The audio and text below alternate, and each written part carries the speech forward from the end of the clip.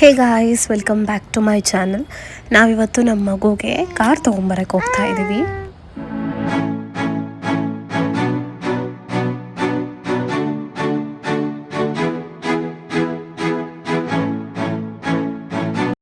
ನಾವು ಸಡನ್ನಾಗಿ ಕಾರ್ ಯಾಕೆ ಪರ್ಚೇಸ್ ಮಾಡಿದ್ದು ಅಂದರೆ ಇವಾಗ ಸ್ವಲ್ಪ ಗ್ರೋನ್ ಅಪ್ ಆಗಿದ್ದಾನೆ, ಸೊ ಹಾಗಾಗಿ ನಾವು ಕಾರ್ ಪರ್ಚೇಸ್ ಮಾಡಿದ್ವಿ. ಅವಿಯಾನ್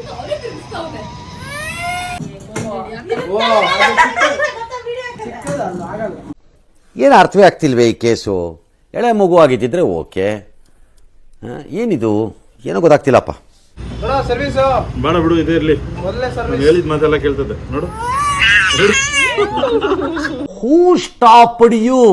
ನಿಮ್ಮನ್ನ ತಡೆದಿರುವವರು ಯಾರು?